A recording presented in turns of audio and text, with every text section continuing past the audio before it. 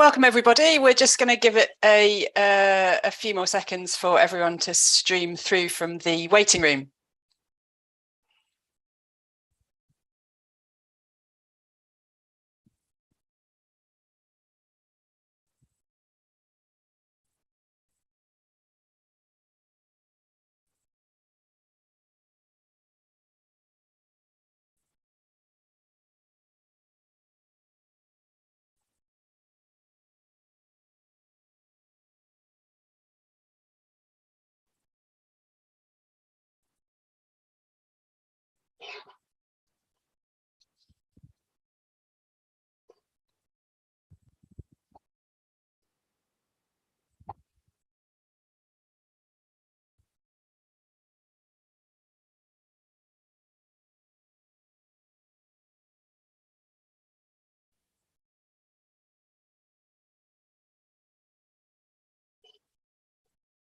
Good. Welcome everyone. It's brilliant to see you all. I think we'll give it just a few more seconds to allow people to click through, and then we'll get started.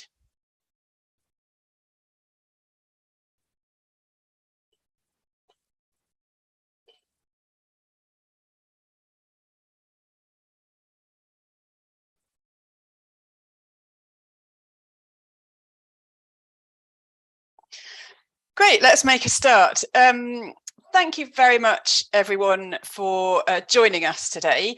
I'm Becky Willis. I'm a Professor of Energy and Climate Governance, and I lead the Climate Citizens Research Group at Lancaster University. And I'm really pleased to be here today with the Climate Change Committee to launch our Citizens Panel on Home Energy Decarbonisation. We could hardly have picked a more appropriate week to do this, given that government is grappling as we speak with how to deal with rising energy prices, and the UN Secretary General has been reminding the General Assembly of the urgency of the climate crisis. So put those two together, and that's exactly what we're talking about today. So why do we do this? We know from multiple evidence sources that people are really concerned about the climate crisis and want to see action, but they're quite often unsure about how this relates to their lives. And meanwhile, governments aren't sure about how to design policies that work for people. And that's where deliberation comes in. So what we mean by deliberation is essentially a conversation between policymakers and citizens about the best way to tackle the climate crisis and specific policies. That's very much the focus of our project at Lancaster, and we've been really pleased to work over the past few months with the Climate Change Committee on this Citizens Panel on Home Energy Decarbonisation. I won't say more now about how we set that up, because that's part of the speaker lineup today. But I just want to say how we're going to run the next hour, and then I will hand over to my colleague. I'm really pleased to be joined today by an incredible panel. We have Chris Stark, the Chief Exec of the Climate Change Committee, who's going to say a bit about why the committee wanted to be involved in this work. And then I'll pass to my colleague, Dr. Jake Ainscough, who's going to present the findings. And then I'm going to do a little interview with two of the members of our citizens panel, Annette and Ray, and get their experience of taking part. And after that, and we'll leave as much time as possible for this, we'll have a general Q&A. So feel free to post questions when you want. Use the Q&A function and just post your question there. My colleagues are going to be looking through that Q&A, and I think you can also upvote your favourite questions. So we'll get through as many questions as we can. Just before the Q&A, I'm really pleased as well that we have Elizabeth Blakelock from Citizens Advice, who is going to be giving her independent take on the report.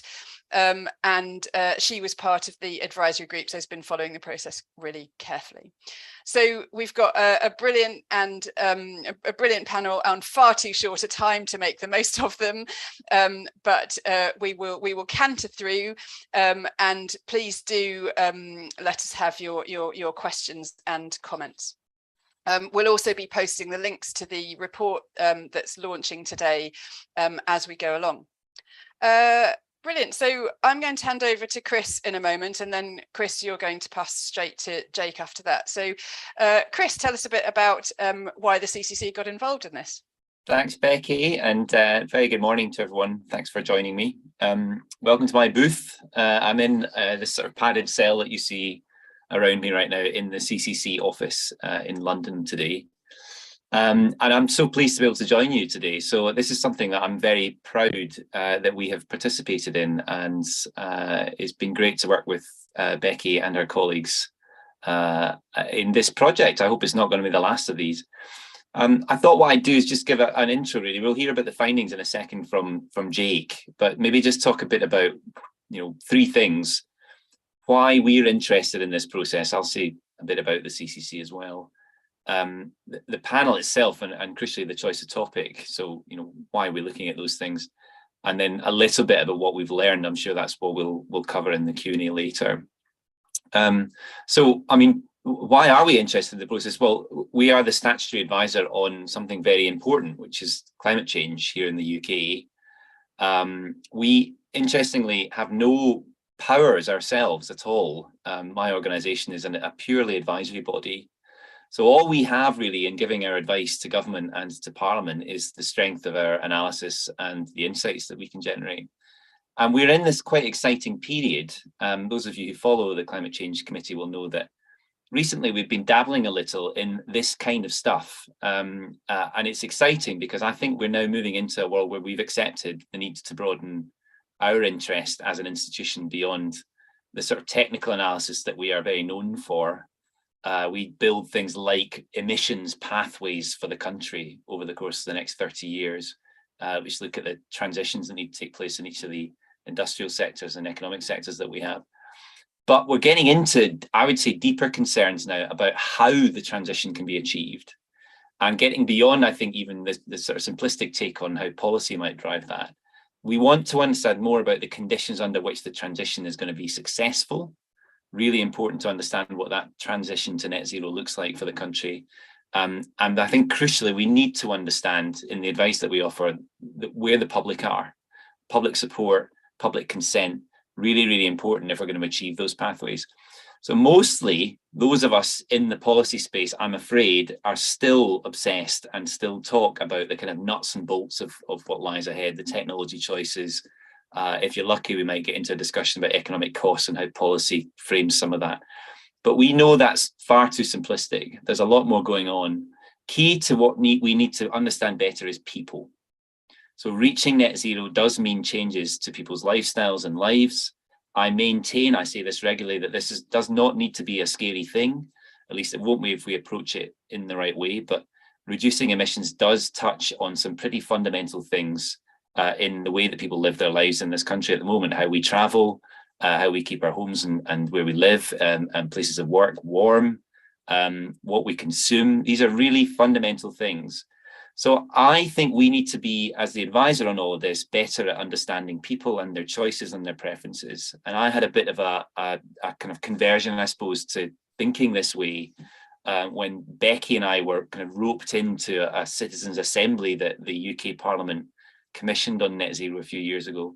And I saw through that process how involving people in the choice of policy design could actually be revolutionary, actually, could really game-changing insights you get from that process. And I think that increases in the end the success of policy and allows us, I suppose, to make better recommendations to government. So we call these processes deliberative. And I think they're potentially very powerful for us. So we're very interested in this stuff. We need to understand more about those people and what they think about policies and for reaching net zero.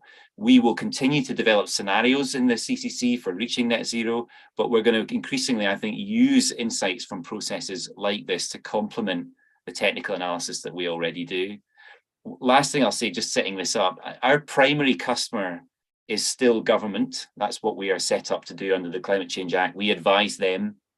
The government then does the job of designing policies for reaching net zero quite properly. That is a process for government and for ministers.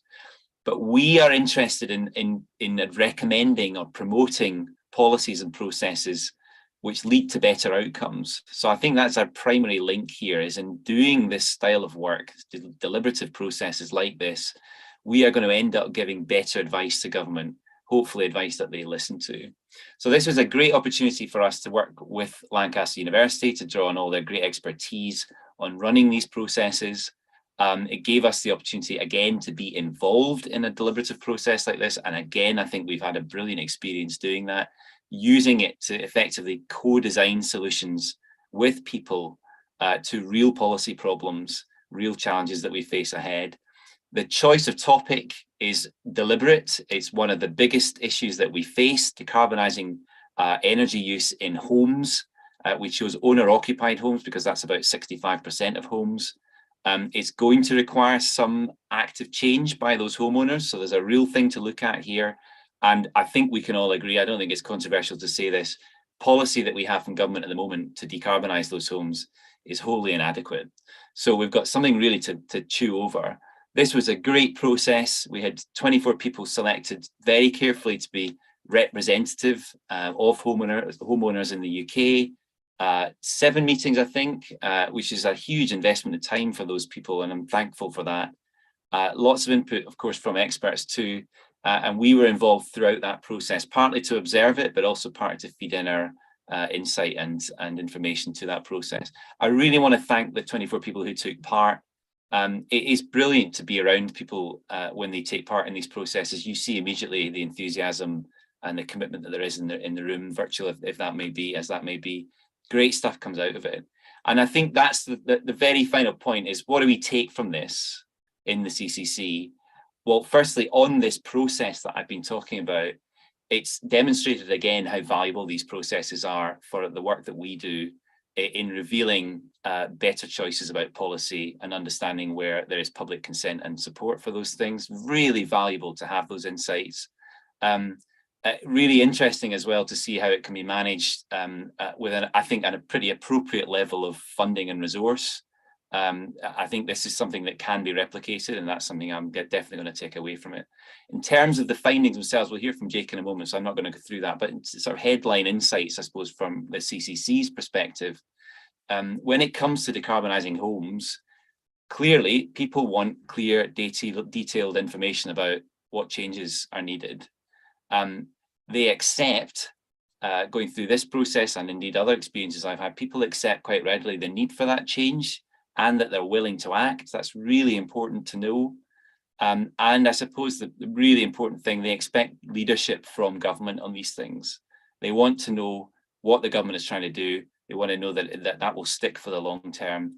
And that leads you to a set of interventions in policy space that are focused on those things. So supporting regulations that encourage the right actions, trusted advice. Yes, there is a need for financial incentives and support, and that is, of course, one of the critical issues facing the country today. But actually, those other things matter too.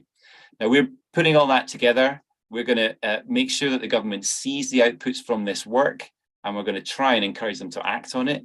It very much supports existing recommendations we've already made to government in this area, which is very good from our perspective, gives us an additional reason to do it. And I think it's really compelling evidence of the public appetite for better policy in this area. So we're going to write a letter to the government to make sure they're aware of this stuff. And you can expect to see the insights and the findings from this work making its way more explicitly into CCC recommendations over the course of the next few months and years. And I think the last thing I'll say, very, very final thing, is that this is something we want to do again. So we're really encouraged by the use of these deliberative methods. And that is, again, something we want to sell to government too. The government themselves should be going through these processes to get to better policy outcomes at the end of it.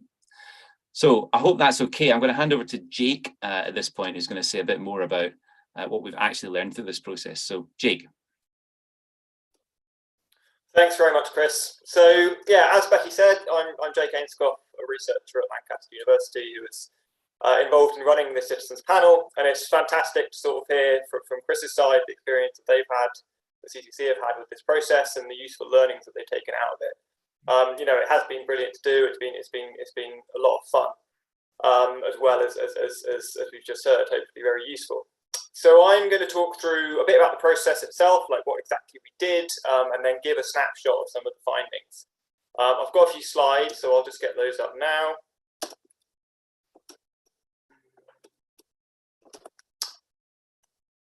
So there we are. So as Chris said, sometimes we do host these things online. We were very lucky that we were able to do 2 sessions in person, and there really is no replacing that. You know, it's all very well to do things online, but getting everyone in a room really does help to sort of kind of get conversations flowing and get ideas out there. So that's a photo of the final session that we did with a lot of our lovely panelists there. So as Chris has already said, you know, this topic was not chosen by accident. There is a well-known policy gap for owner-occupied homes. And I think part of the reason for that is it's just an incredibly challenging policy area. You know, you're not talking about a small number of actors who need to make changes. You're talking about millions and millions of people living in very different circumstances and very different housing types. And there is no kind of one silver bullet to get those people to make the changes to their homes that we know need to be made.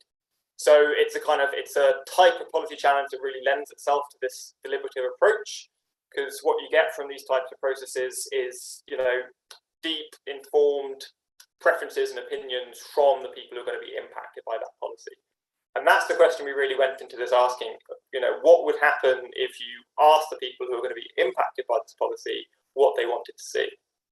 And to that end, we took a step on from where Climate Assembly UK got to, and rather than putting a list of potential policies in front of people and asking them to decide between, we wanted to go much more kind of back to basics and get people to kind of design policies on their own. So kind of actually work as a group to sort of come up with their own ideas.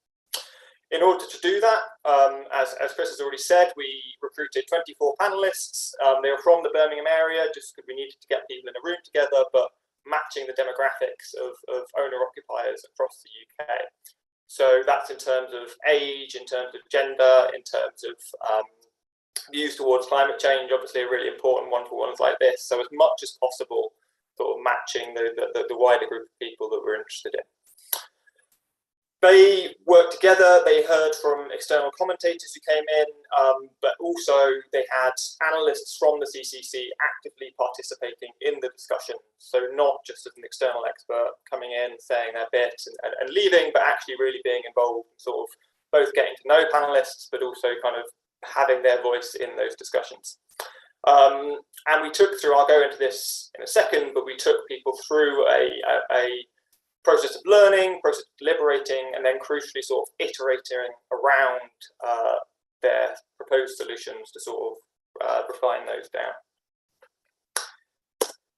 So what that looked like in practice, bear with me here with this diagram. So at the very start, there's obviously a learning phase, getting people to understand the problem of climate change itself, kind of where this building emissions and residential building emissions sit within the wider kind of challenge of net zero. Getting people to deliberate and start to pick apart that problem and get to understand it a little bit better, and then move forward into starting to design proposals. And so we started with some initial proposals that came forward. They were refined into a total package, so I'll go on to in a minute. And then we sort of tested that in various ways. So some of that was, you know, once we moved into this co-design phase, we had analysts from the CCC in the room, sort of kind of saying if, you know, they didn't necessarily think that the proposals went far enough, or kind of like pushing back to a certain degree and making sure they were robust. But we also designed a number of exercises like using certain scenarios or personas to get people to really think through, will the proposals that they come up with work for everyone, and will they get us to where we need to be? So we iterated around a number of times, kind of refining those proposals until we got to a sort of package of support that had by no means universal, but a good level of consensus from amongst the group. So they went then into a voting phase where they voted on the package overall. And the individual elements, and broadly there was really strong support for the package. The details of all that voting are in the report, which I think the link will be posted into the chat. So that's what we did, and then the report that's coming out today, it captures the output in its totality, but also what we did is we went back through the conversation to sit behind some of that and looked at the sort of reasoning people were bringing, the disagreements that were there, you know, the contentious issues, and the support, you know, the argumentation that was behind the proposals. So the report captures both of those things. There's a first section that has the proposals, and then a second section that really digs into the discussions that were had in the room. So I just want to give a snapshot of the findings, just to say I'm not expecting anyone to read through this slide in detail, so please don't try. It's obviously in the report to go and look at, but I just wanted to put it up there and kind of walk through the main elements of the findings. So, I mean, first of all, obviously, there's a lot on the page, and that really does kind of get to the point that no single thing is going to work for everyone, and this is not the type of policy challenge that there is a silver bullet. There is one thing you can do and we'll get us there. So it's telling, I think, that there's an awful lot that came out of this. But to draw your attention first to the kind of the darker blue boxes on the left-hand side of the screen, the real take home from this is that yes, people are concerned about climate change and are aware that something needs to happen, but actually the level of awareness of the degree of change that needs to happen in people's homes is not necessarily there. There's not a sense that there's not a sense of urgency necessarily from government, not a sense that people have heard a lot about this. Obviously not universally, there are many people who are already making changes, but generally I think it was a slight surprise that sort of, you know, why haven't we heard more about this? And what can be done to overcome that? So one thing is just a straightforward comms problem. There needs to be more communication around this, emphasizing not just the climate challenge, recognizing that that's not alone as a motivator going to cause change, but also the comfort benefits, the cost benefits of making these changes. As Chris has alluded to, there is a real need for governments to have, you know, coherent policy and regulation across different buildings types, so that people know that it's not just them being asked to make the change.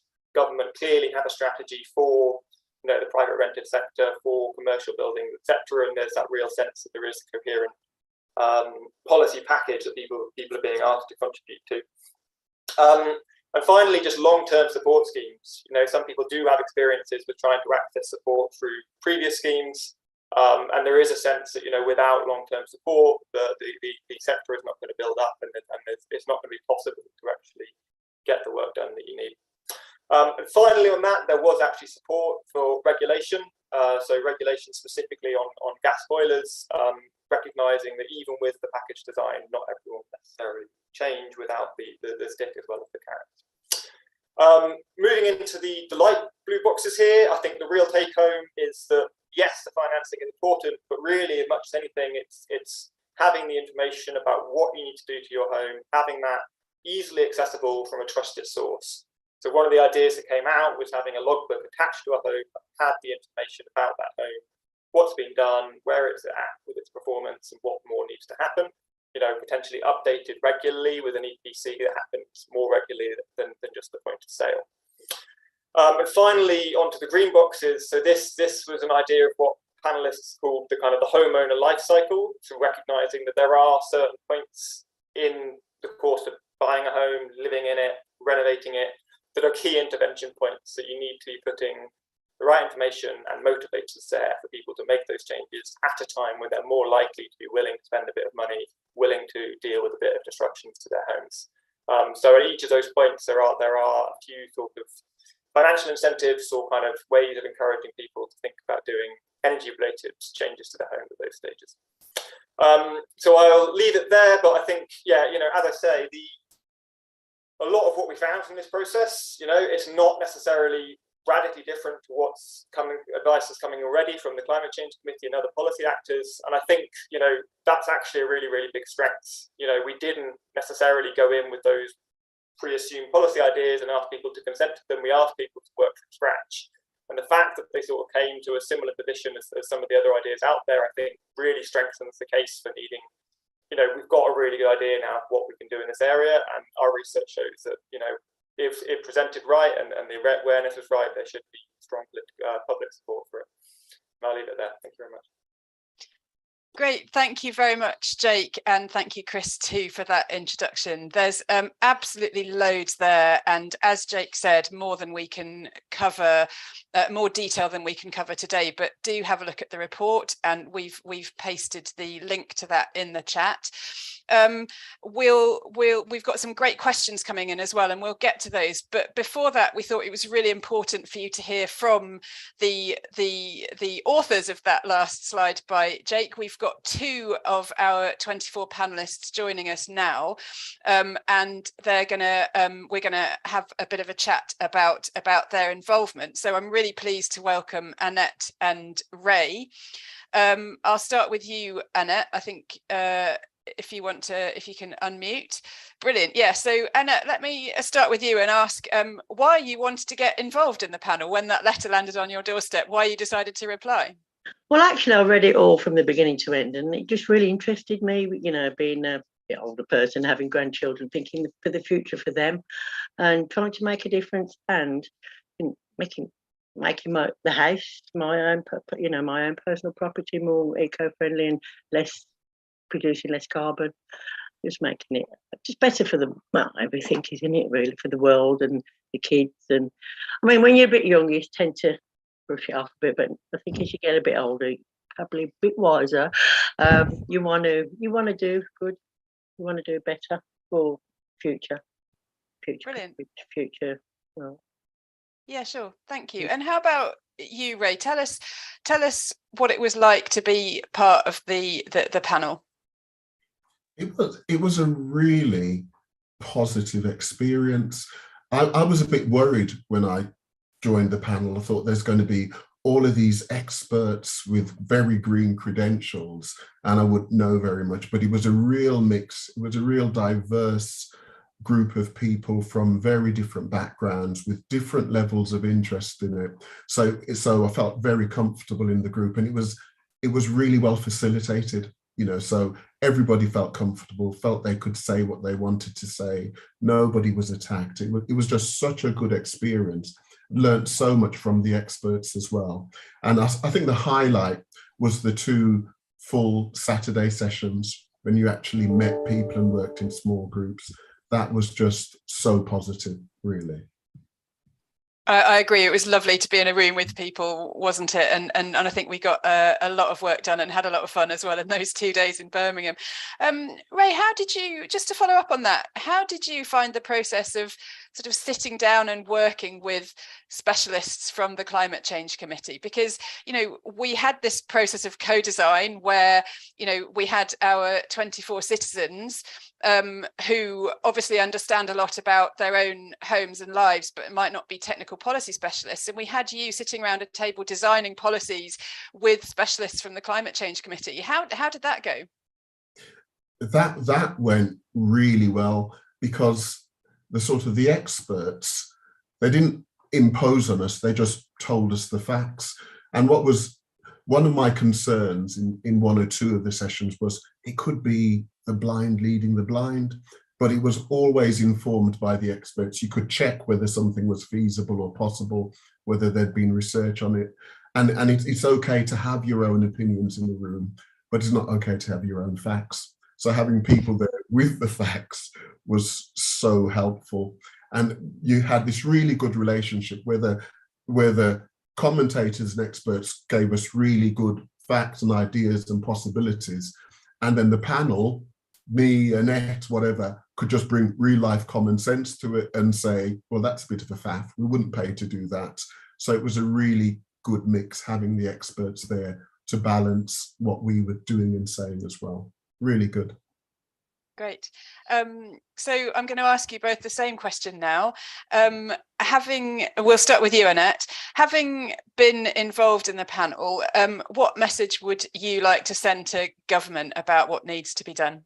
To take note of what we do send to you, the report.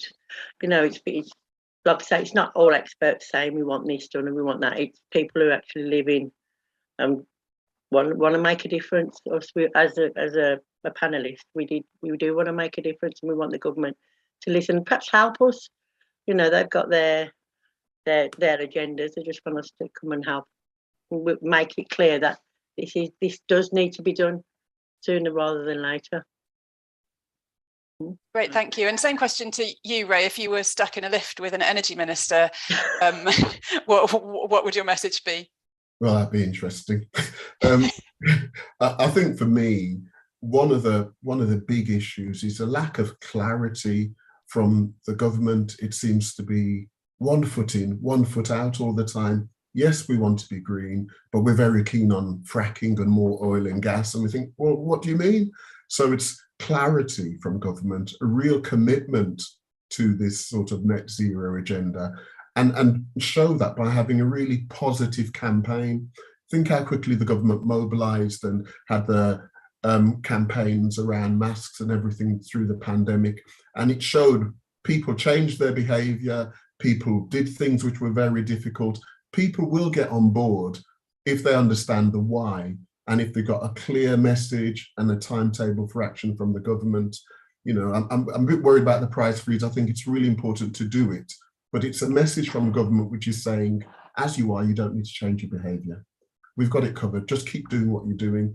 And it needs to be combined with a message which says, yes, we've got this price freeze. It's not forever. You need to start taking steps now to conserve energy, to be a bit more green, think about insulation, all of that. So I think I'd have a lot to say in the lift for the Minister.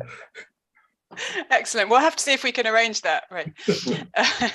Great. And I think we've got time for just one more question for you, Annette. Can you tell me what surprised you most about your experience on the panel? Well, as Ray said earlier, I thought we might have been dictated to, but that didn't happen at all. We were free to give our own opinions. Nobody was talked down to. Everybody was equal. And it was great. It was a great experience to go through. And the actual meeting on the Saturdays was great fun. And opened your eyes a lot to what's out there. It did give me an eye opener, thinking, and made me consider things on a personal level. You know, made me consider things, and explain that to my family. And this is going to happen. This is good. We need to get on board with this, and for our futures. And it was really, really, really interesting. I really enjoyed it. Great. And the video Zoom meetings. Yeah.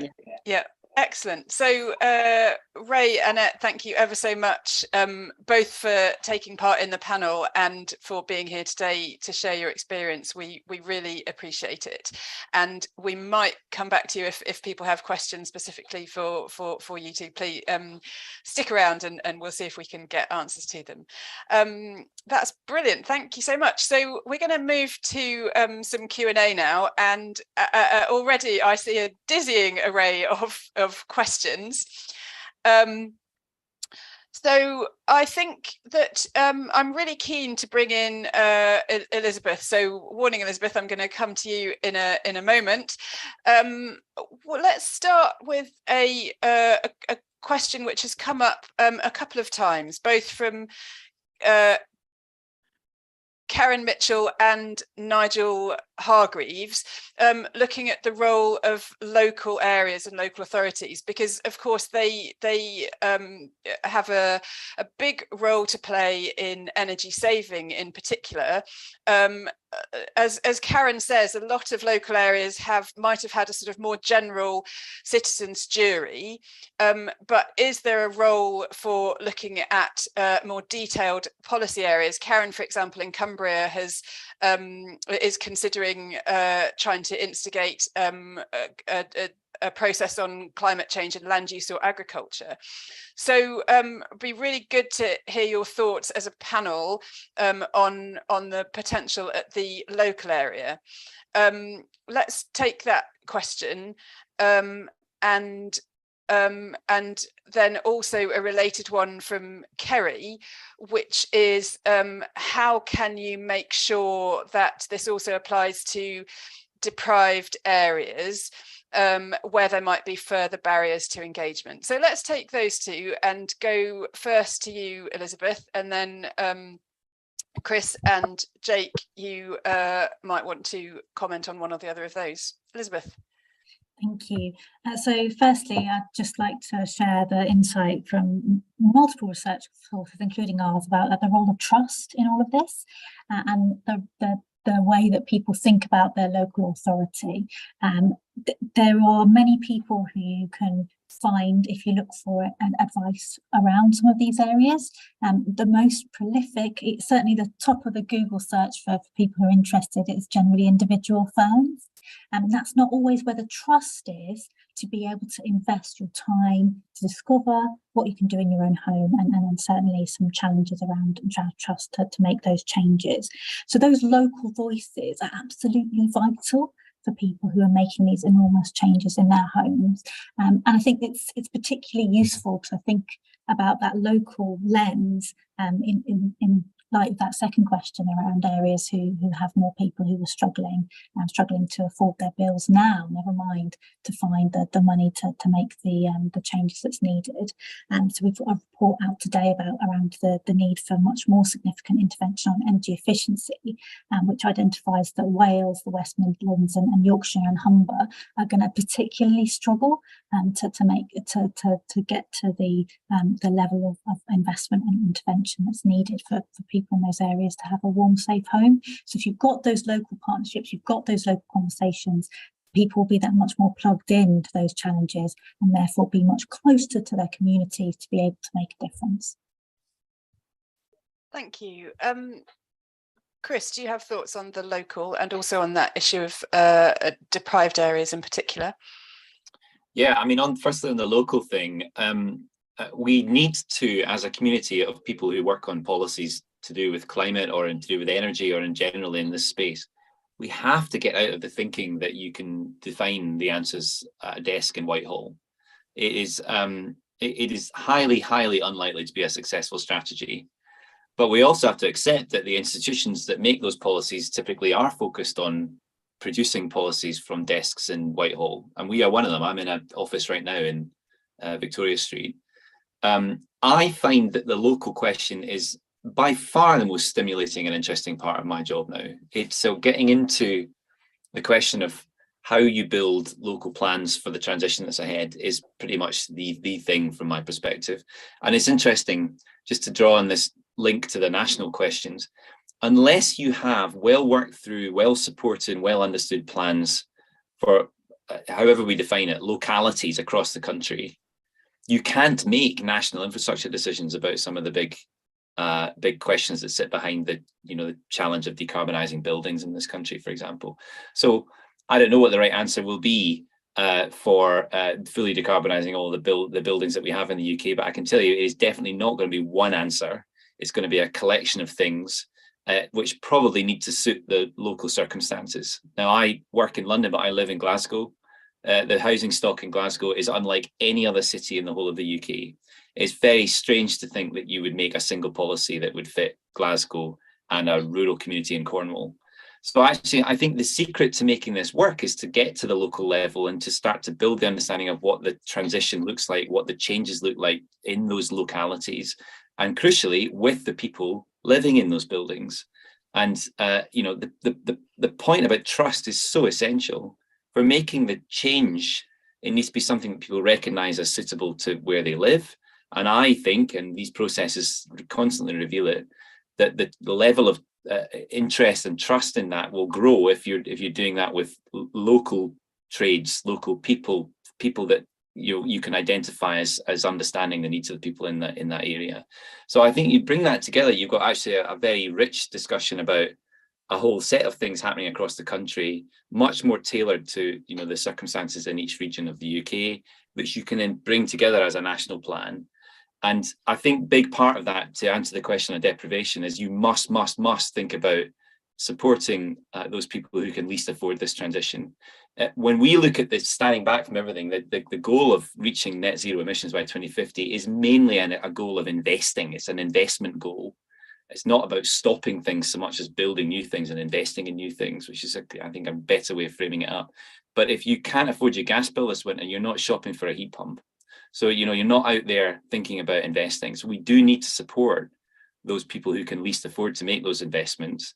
And it happens to be that if we do that, they have a better outcome at the end of it, typically a reduced energy bill, a less leaky house. So actually, I think you could start from that question of focusing on those who can least afford the investments in the transition and build up to that tapestry that I talked about earlier. At least that's the way I think we should do it. Great, thanks, Chris. Jake, do you want to say something about what our panelists thought, both about local level involvement and also about making sure that this worked for people in all circumstances? Yeah, absolutely. So in terms of the level of delivery, I think I would say that certainly with the need for a clear, coherent message, there was a feeling that does need to come from central government. And that doesn't mean that's how it's going to be delivered. And, we had quite a lot of discussions about what different local delivery models could look like and the role the local authorities could play in that, or even cooperatives and collectives at the local level. And there was no consensus on that, I would say. There was a lot of interesting discussions. Some people liked the idea of a more localized approach, but I think accepting that, we shouldn't lose the need for a sort of the centralized push in terms of the messaging and communication. Our panelists, we recruited to kind of skew slightly towards people who are less likely to be in fuel poverty, because they won't have access to some of the support schemes that exist, and that was the sort of demographic we looked at. But that said, there was kind of constant concern for, that's still a very large group, and obviously with the energy bills shifting as they are, far more and more people are struggling to pay their energy bills. There was a constant refrain of, okay, how would this work for someone who can't make ends meet or can't meet their energy bills at the end of the month? So there was that kind of constant need to make sure the proposals that were put out there would work for a broad range of people. I think on the question more broadly, if I could just come in on that, we're at a point now where a lot of local authorities have run kind of very general climate juries, so a demographically representative group of people talking about climate change in the round. They've been really useful, they've generated some good results, but a lot of local authorities do then say, well, that's not something we have powers to control over, or this is the bit we can do stuff about.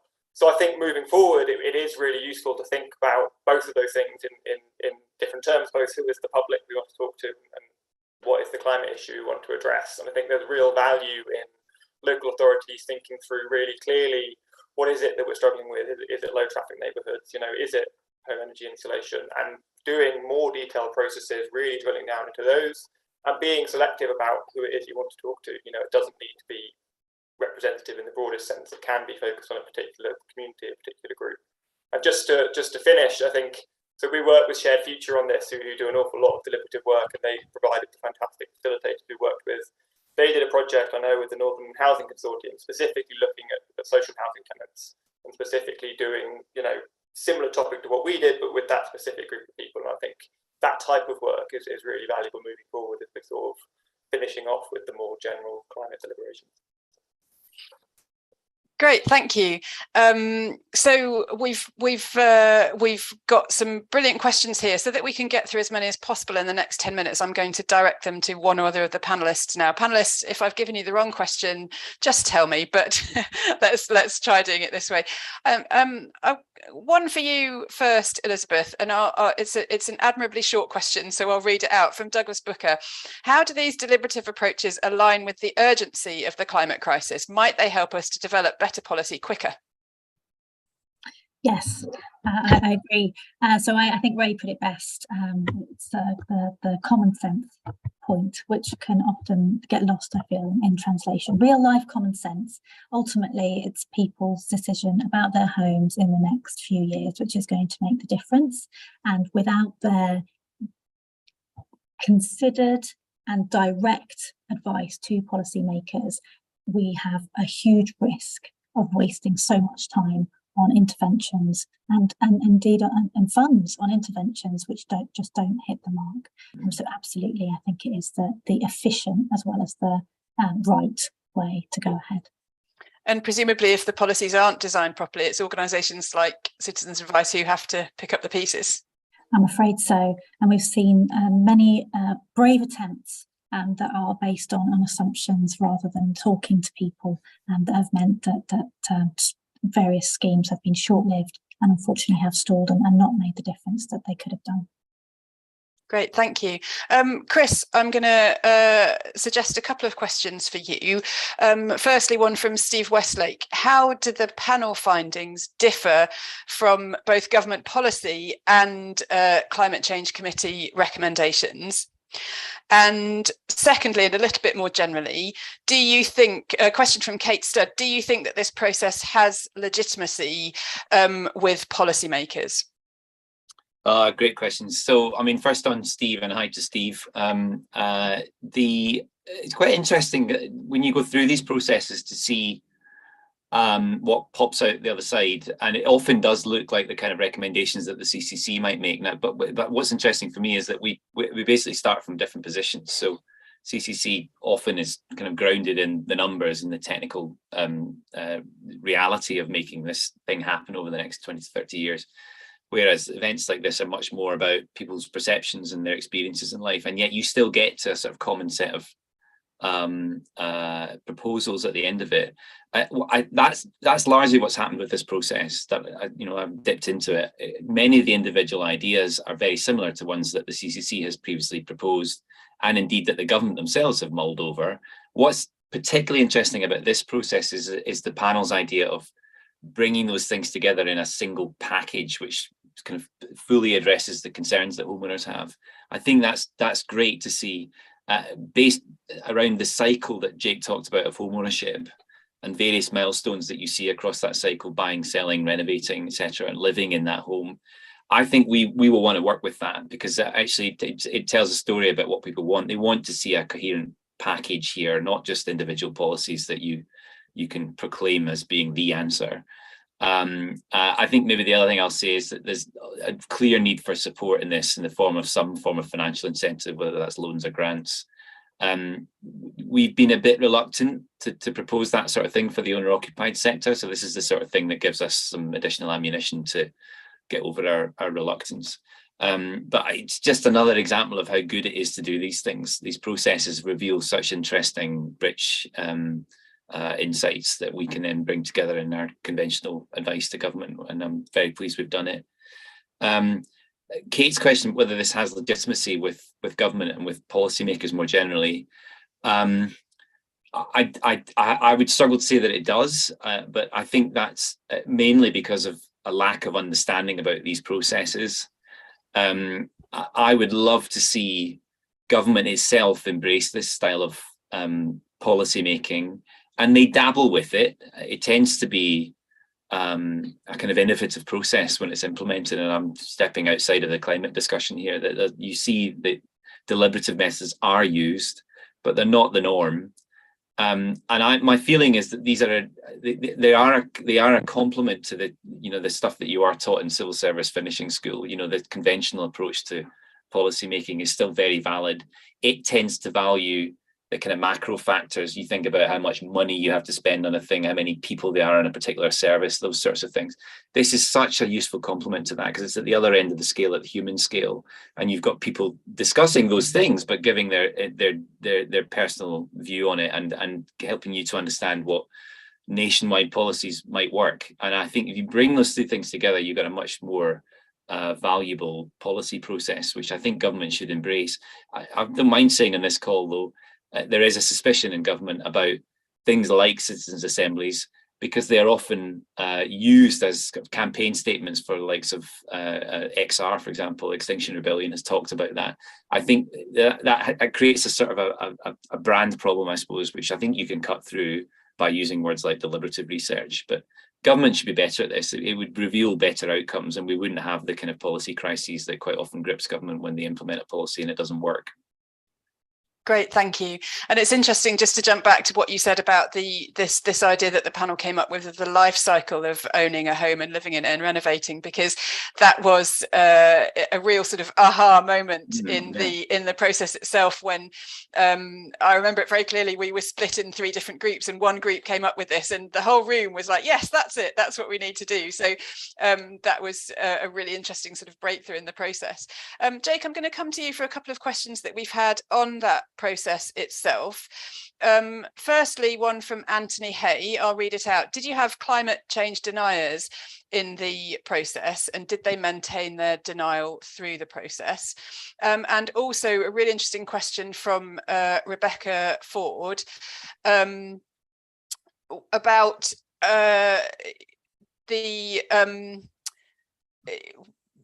well, I'll read it out. Chris mentioned the high levels of engagement by the people involved in this panel. How do you scale from 24 people to the many millions who need to make changes?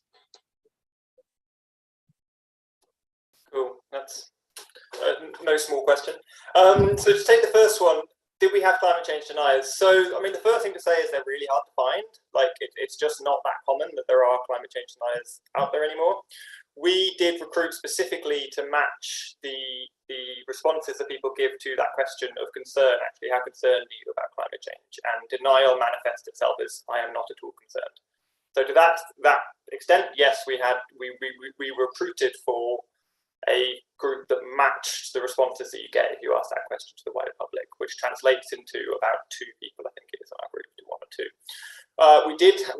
We don't actually have all that data on all that people. That was done by the Sortition Foundation, so I can't necessarily say distinctively what people's views were on climate change in the group. I would say that one person who was a bit sceptical did remove themselves from the process quite early on, decided they weren't going to take part. So to that end, I suspect we had at least one who was not particularly concerned about climate change, who stayed all the way through, just based on the way that we did the recruitment. And that's a pretty standard approach to these types of processes. But again, it is just getting harder and harder to find outright deniers. There aren't many of them left, thankfully. So on the other question of how do you scale up, I think, this comes back to this legitimacy question, and it comes back to this kind of numbers question. People like there to be a big number of people who've commented on a particular response. And to a certain degree, that's not what these types of processes are meant to bring. What they bring is depth rather than breadth. So I think there was an interesting little anecdote that I feel is relevant here. People were asked if they thought Charles would make a good king before he became king, and I think about 50% of people said they did think, and about a week later, about 80% did. So that just shows how well-formed people's preferences are about issues when you just ask them in a one-off survey setting. And the benefit of these is that's not what you're doing. You're not asking people to give you a position on something they may not have thought about, may not know all that much about, and you don't see that huge fluctuation in people's preferences depending on when and where you ask them. You're giving people time to understand, to learn, and come to an informed position. And you can only do that with a certain scale of people. So that's, they're giving you breadth and not depth.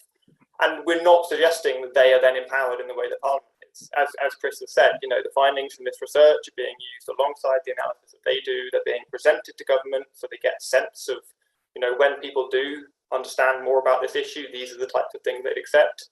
But it's still a political process the government must go to formulate policy, to engage people in the consultation around that policy in the normal way, and to ensure that it gains democratic legitimacy. So these processes are contributing to that, and not on their own instilling these recommendations with legitimacy in the sense that the overall political process does. Great, thank you, Jake. I'm going to, we need to draw to a close very shortly, but looking through the questions in the Q&A, I'm going to ask our panelists if there's anything that they want to come back on having looked at those questions. I feel like we should have at least one dive into a more techie point, which is there's been a few questions along the lines of, are EPCs adequate? And I think that's one for you, Elizabeth. Certainly our panel hugely sort of beefed up the EPC and made it called it an EPC plus and made it a much more comprehensive account of what was needed. But what's your views on that? Yeah, so really consistently what we've seen from our research citizens advice is people need protection, information and support, and the EPC can play a really important role at a particular point in the journey as it is now. But I think what's so important about what this research has revealed is that the EPC as is currently being drafted doesn't fit with the customer journey, if you would, or the lifetime of owning your home and of making decisions. So I think that alone is enough to question the role that it needs to play in the future. And of course, even the most beauteous and fabulous EPC is only a third of what we're calling for. It provides that information, but you need also that those protections to have confidence to make the decisions to implement changes in your home, and that support, particularly that financial support. So in the research we've released today, saying EPCs see that on average £3,800, and I would really struggle to find someone who's got £3,800 in their back pocket, particularly now when we're seeing such high energy prices and the inflation that we're seeing. So absolutely, I think it's a good time to pose the question about the role of EPCs, but ultimately even a very significantly reformed system will not be enough on its own. Brilliant. Thank you, Elizabeth. Jake or Chris, if there are any questions that I haven't asked you that you've seen that you'd like to answer, you have literally a minute each. I'm going to start with you. Can I take one of them? Yeah, go for it, Chris. The question in there, I'm afraid I don't know who it was from, but there's a question in there about the fact that this was very focused on individual actions. I think that's legitimate, and that's partly because that's what we were looking at. But I do think there's a huge unexplored territory of looking at these sort of communal solutions that we might need to the challenge of decarbonising heat, especially to buildings. I live in a very old, very beautiful, but very drafty building, and it does have a gas boiler. I would love not to have a gas boiler, but I'll be honest, I struggle with it because I've got a flat, and I'm going to make best efforts to do something about that. But actually, probably the best solution for me in Glasgow is to connect myself to the district heating network that Glasgow University has. And you could have a decarbonised source of heat for a very large group of people who live in flats around that. I'm one of them. So those sorts of processes, I think, could be managed extremely well through a deliberative process to get to some really good decisions about that. So I think there's a role for that in making really excellent decisions that are not strictly speaking about what the individual does, and do get into broader questions about network infrastructure and all sorts of other things where individuals don't have the capacity to make the decisions personally. I would love to see that happen. Great, thank you. Jake, do you have any 30 seconds worth of answers to anything in there? There is one I will jump in very quickly on. I think it's from Karen Mitchell again, about whether any local authorities have standing citizens panels for this type of thing. And I'm actually not aware of explicit examples, others might be, but I just think it's a very interesting point, because it also speaks to this issue about using these processes more, as we've discussed, but also the costs associated with them and how you might scale up. Because a standing panel allows you to have a group of people who've gone through that learning process, and you can go back to and ask different questions. So it reduces the resource costs quite a bit. So I think, in response to that, I don't know directly, but I think it's a really valuable point about how we might think about using these processes in climate policy moving forward, rather than starting from scratch every time. Are there kind of at a local authority level, or maybe even at a national level, could we have standing panels that can give these kind of insights without the startup cost? Brilliant, thank you so much. I think we did, if I say so myself, I think we did an admirable job of cantering through as many questions as we could, but we didn't get through them. By all means, get in touch with the team at Lancaster if you would like to follow up.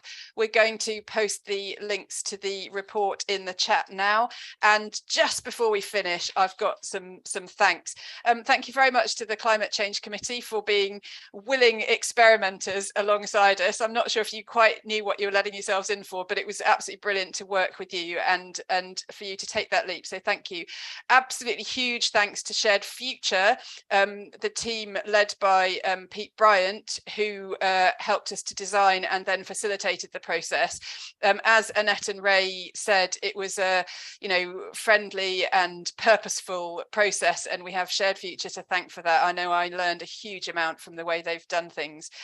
I want to thank my team at Lancaster, particularly Jake, who led this work, for an incredible job, and to the panel members, Annette and Ray, and your fellow panelists. It was brilliant to work with you, and I think the discussions it was incredible to see both the dedication and the good humour that was part of that process. I think we did a lot of work, but we also really had a good time. So thank you very much to you, and Ray and Annette, thank you for being here today as well, really appreciated. Lastly, thanks to you all very much for coming. It's been quick but hopefully useful for you all. Great to have your thoughts, and yes, please do have a look at the report and get in touch if you want to know more. So I'll end it there on the dot of 12, but thanks very much to everyone and look forward